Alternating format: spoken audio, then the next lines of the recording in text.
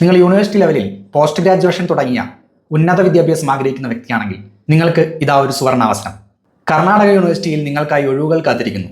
നിങ്ങൾ ഡിഗ്രിയൊക്കെ കഴിഞ്ഞ് പോസ്റ്റ് ഗ്രാജുവേഷന് തയ്യാറായി നിൽക്കുന്ന ഒരാളാണോ? യൂണിവേഴ്സിറ്റി ലെവലിലുള്ള ഒരു പഠനം നിങ്ങൾ ആഗ്രഹിക്കുന്നുണ്ടോ? എങ്കിൽ നിങ്ങൾക്ക് ഏവർക്കും കർണാടക യൂണിവേഴ്സിറ്റിയിലേക്ക് സ്വാഗതം. നിങ്ങൾ പഠിച്ച വിഷയങ്ങൾ ഏതുമായിക്കൊള്ളട്ടെ, MA, MSc, MCom, അതല്ലെങ്കിൽ വ്യത്യസ്തമായ മ്യൂസിക് പോലുള്ള വിഷയങ്ങൾ, നിങ്ങൾ പഠിച്ച വിഷയം ഏത് വിഷയം എടുത്താലും അതിന് സമാനമായിട്ടുള്ള പോസ്റ്റ് ഗ്രാജുവേഷൻ കോഴ്സുകൾ കർണാടക യൂണിവേഴ്സിറ്റിയിൽ ലഭ്യമാണ്. ഞാനിവിടെ പഠിക്കുന്നത് MSc മാത്തമാറ്റിക്സ് ആണ്. നിങ്ങൾ പല യൂണിവേഴ്സിറ്റികളിലും അപ്ലൈ ചെയ്ത് അവിടെ എല്ലാ സ്ഥലങ്ങളിലും നിങ്ങൾക്ക് ഹയർ മാർക്സ്, എൻട്രൻസ് ടെസ്റ്റ് ഉണ്ടാവും, അല്ലെങ്കിൽ നിങ്ങളുടെ ഡിഗ്രി ലെവലിലുള്ള മാർക്സ് നോക്കി ഹയർ മാർക്സുള്ള ആളുകൾക്കാണ് യൂണിവേഴ്സിറ്റി ലെവലിൽ നമുക്ക് അഡ്മിഷൻ കിട്ടുക. മിക്ക യൂണിവേഴ്സിറ്റികളും എൻട്രൻസ് ടെസ്റ്റ് ഉണ്ടാവും. അതുപോലെ തന്നെ കർണാടക യൂണിവേഴ്സിറ്റിയിലും എൻട്രൻസ് ടെസ്റ്റ് ഉണ്ട്.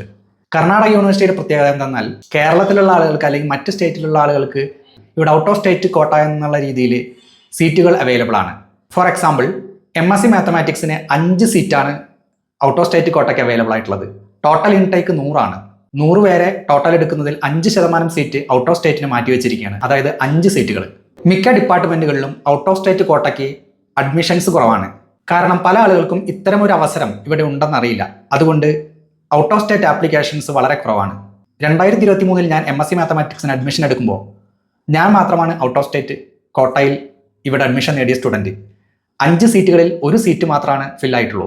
മറ്റ് ചില ഡിപ്പാർട്ട്മെൻറ്റുകൾ എടുത്ത് നോക്കുകയാണെങ്കിൽ ഫിസിക്സിലും ഔട്ട് ഓഫ് സ്റ്റേറ്റ് കോട്ടയിൽ അഡ്മിഷൻ അവൈലബിൾ ആയിട്ടുള്ള വ്യക്തി ഞാൻ മാത്രമായിരുന്നു. സ്റ്റാറ്റിസ്റ്റിക്സിൽ 3 പേർ അപ്ലിക്കേഷൻ കൊടുത്തിരുന്നു. അതായത് മറ്റ് സ്റ്റേറ്റുകളിൽ നിന്നുള്ള വ്യക്തികൾ അപ്ലിക്കേഷൻ കൊടുത്താൽ നിങ്ങൾക്ക് അഡ്മിഷൻ കിട്ടാനുള്ള സാധ്യതകൾ വളരെയേറെയാണ്.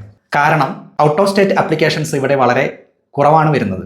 കർണാടക യൂണിവേഴ്സിറ്റി ഉത്തര കർണാടകയിലെ ഹുബ്ലിക്കടുത്ത് ധാർവാഡ് എന്ന ജില്ലയിലാണ് സ്ഥിതി ചെയ്യുന്നത്. യൂണിവേഴ്സിറ്റിയുടെ പഠന നിലവാരം നോക്കുകയാണെങ്കിൽ തന്നെ NAC A ഗ്രേഡ് ലഭിച്ചിട്ടുള്ള യൂണിവേഴ്സിറ്റിയാണ്. വളരെ ക്വാളിഫൈഡ് ആയിട്ടുള്ള അധ്യാപകരാണ് ഇവിടെ ക്ലാസ്സുകൾ എടുക്കുന്നത്. വർഷത്തിൽ ഒരിക്കലെങ്കിലും ഒരു ഇന്റർനാഷണൽ സെമിനാർ ഓരോ ഡിപ്പാർട്ട്മെന്റിലും ഇവിടെ സംഘടിപ്പിക്കപ്പെടാറുണ്ട്.